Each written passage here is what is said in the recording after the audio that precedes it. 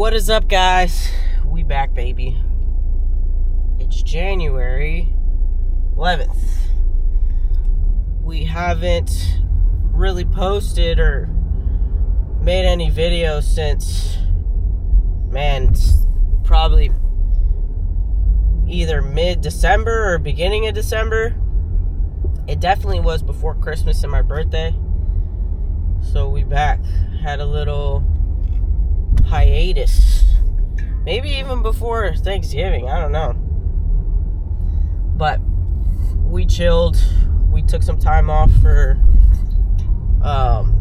Thanksgiving, Christmas, New Year's. Things were getting really busy at the end of the year. So we just did our thing. And I didn't really worry about making videos. It was kind of the same thing over and over anyways. Just training, food, and kind of nothing really changes. I don't change my program that much. And the only food differences that I ever have are just the amounts. I eat the same foods throughout the year.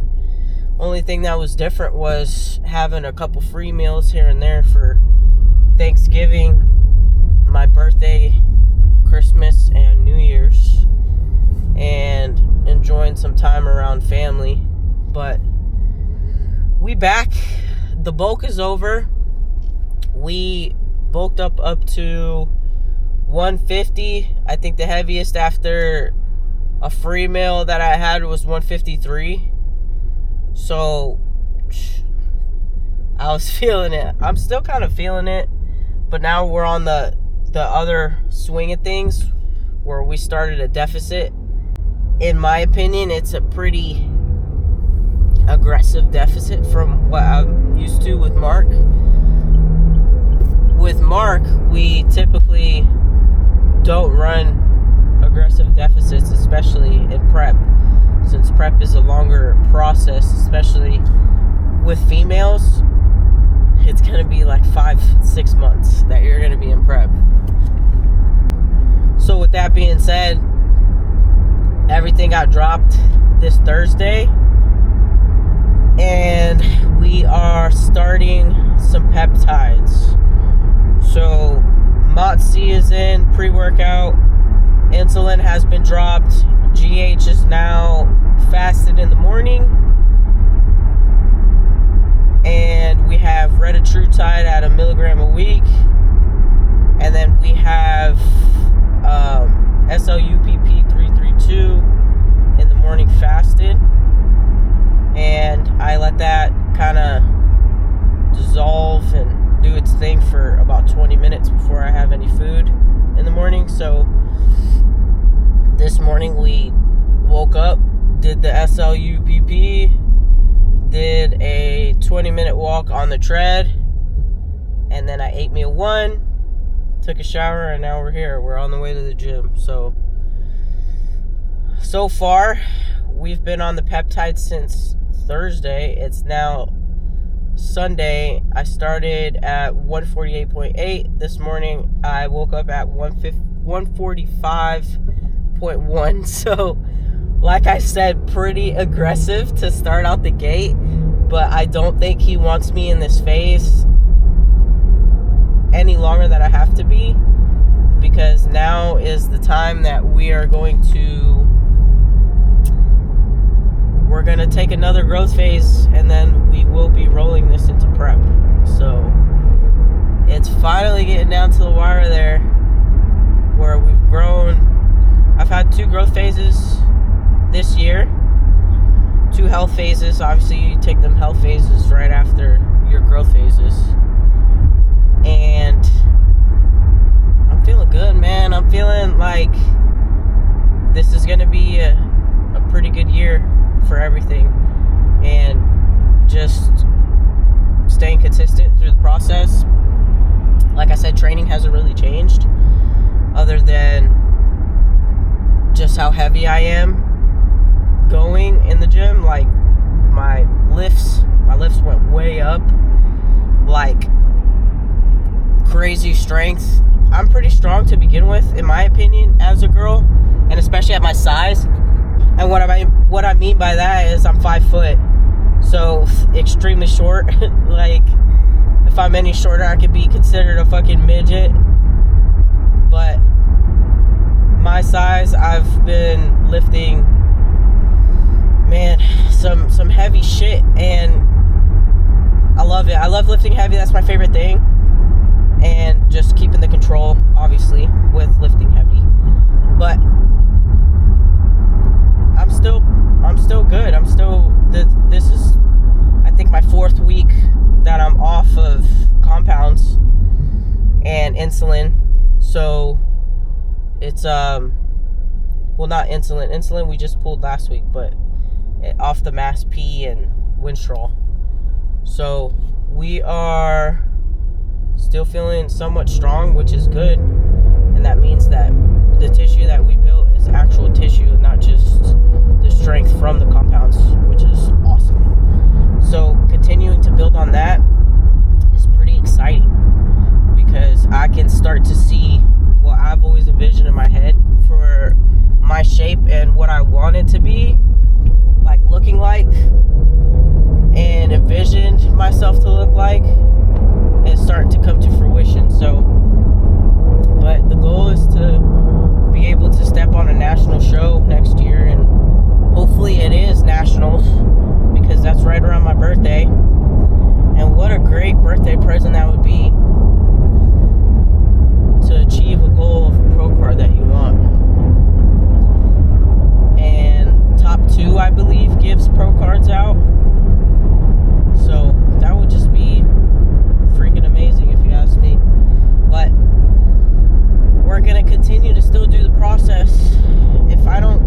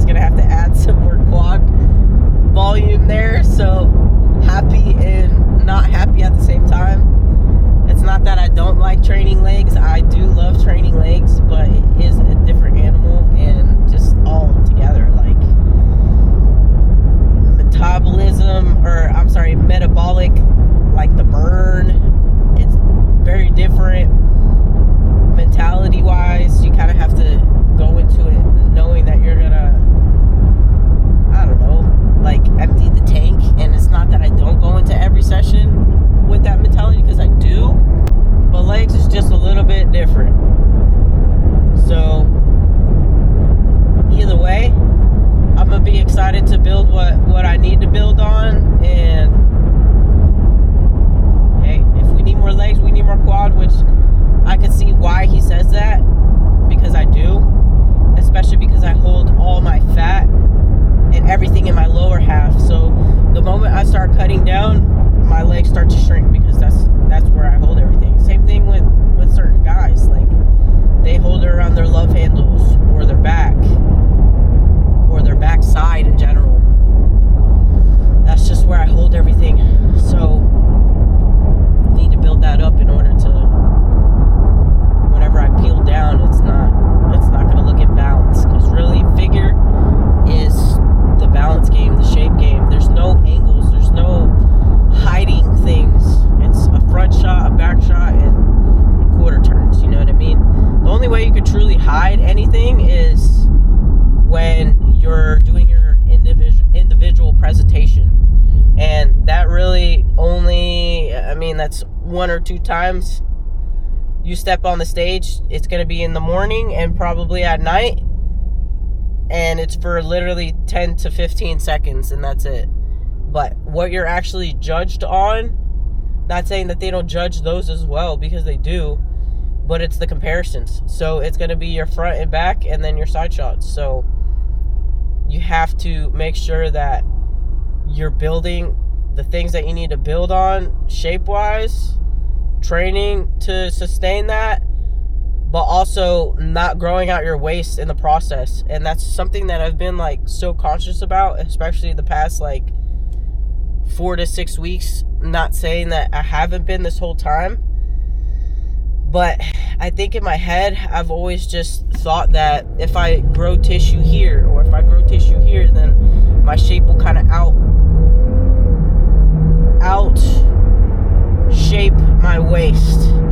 But I shouldn't be thinking that way, because sometimes when we push the cheat meals and everything, you stay full for like way too long, and you're way too like, I don't know, you just don't feel comfortable because you ate too much. Like when you eat at Thanksgiving with your family and stuff like that, that's the shit that's gonna blow your waist out. And not saying that you're doing it the one day it's gonna do it, but doing it for a long period of time and sustaining that full feeling, and having your gut just kind of like not being able to, I guess, like make it flat, just like when you're walking around, or just period. That's not going to be good. You're going to see something like one of my favorite bodybuilders, Nick Walker. He's fucking massive and he's so thick, but through time he's just ate so much to try to get to the size that he's at, that it grew. And it sucks, because once it gets to that point, you kind of can't go back. So just trying to stay within the means. And I've never really, my waist is not small. It's never been small. My build is more like an athletic build, where I have the wider hips, wider hip joints, like bearing child hips type of thing. And that's what women are for, right? So I mean, it's nothing that I shouldn't have, because that's what nature gave me, that's what God gave me. But at the same time, I don't want to grow that any more than it already is. And in a off season, I've never had a waist that was over, I would say 29 inches. I think the most it ever grew to is like 29 and a quarter. And then it goes back down to like, I think the smallest I had it in prep was like 24. So it shrinks a lot. It shrinks a lot. But keeping that tight, especially this coming off season, since I know I'm going into prep, I'm going to keep it extremely tight and see if I can build my proportions up. So that's really the plan. Continue to do the abdominal vacuums. I think that helps a lot. It may not, quote unquote, shrink your waist, but it does train your inverse abdominal wall. So whenever you pull into that front shot and you pull your waist in, it actually does look smaller, and you have better waist control. So it technically will look better and aesthetically pleasing that way. So continuing to do those every day. 2 rounds. I do 20 pulls, and I don't time it. I just do it until I run out of breath. And then blowing out, and not blowing out and letting it go. Blowing out and basically keeping your stomach flat as you regain your breath. So that way you can still train that. And then I have two days where I do abs. It will be today, which is the first day of the week, hanging leg raises, and then I do another session at the end of the week, hanging leg raises on my back day. And that's structured by Mark, and same thing with the vacuums. So, you know, trusting in the process, trusting in him, trusting in what he knows and what he's had experience with. He has, through the years, hundreds, maybe thousands of clients that he's had a lot of success with. So just continuing to run the process and do what we've seen that's worked, and seeing all of it come to light slowly, little by little.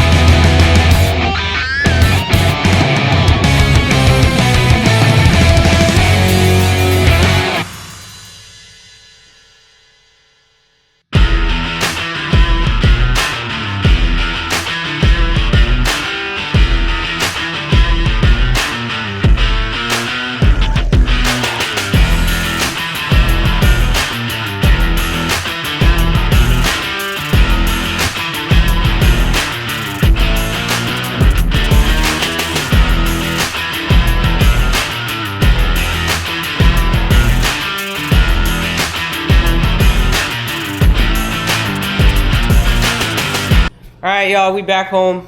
I didn't want to film in the car, be driving and shit.